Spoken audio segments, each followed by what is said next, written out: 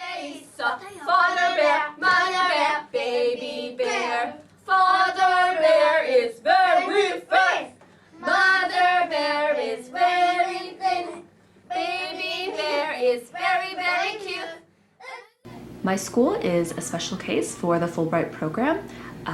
As you can tell by the name, it's a school for students who are visually impaired and for students with other disabilities. Currently, I teach 65 students, and that's out of a school that has around 130 students, so we're a really small school. And my school is a vocational school, so most students grow up to become massage therapists, or they work in acupuncture.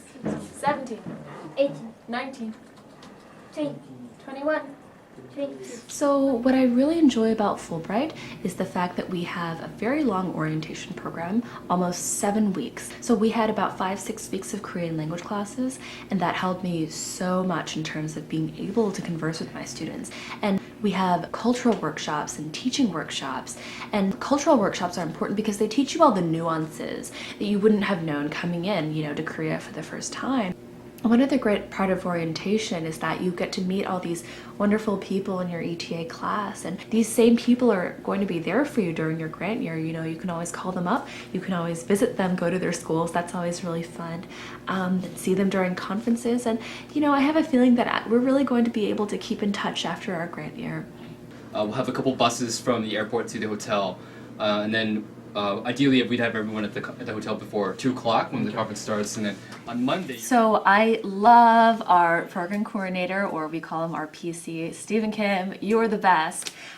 Stephen is always available for us when we need to talk about anything, whether it has to do with a problem with your school, a problem with your homestay. He is always there, and he always answers the phone or replies in email form to us. And he was an ETA last year, so he knows what kind of feelings we must be having, and so it's great to kind of have that empathy over in the Fulbright office.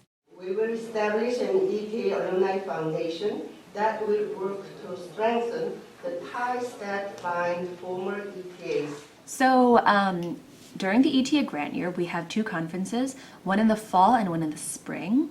The spring one is in March. The fall one happened already. It was in October, and it was in Gyeongju, which is a historical city. It used to be the capital of the Shilla dynasty. That was really great to have it there because we got to see a completely different part of Korea. It was also very intelligently kind of planned in the middle of the fall semester. So this is when everyone is already used to their school and their homestay, and the feelings of homesickness can start coming in. And so it was great to kind of have a break from school at that midway point and to kind of check in with other ETAs, see how they were doing, compare notes, see what was working in your classroom, what was working in other people's classrooms.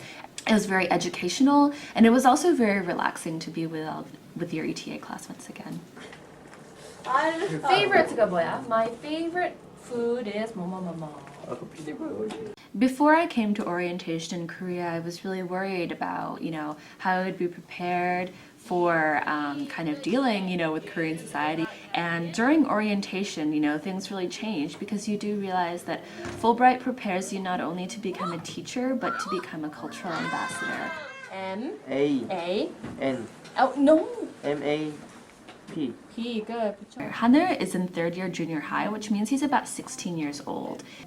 When he came to me this year, he didn't really know all of his alphabet, and he didn't know how to write anything. So we started from scratch. I taught him his ABCs, both lowercase and uppercase, and then we started getting into writing words.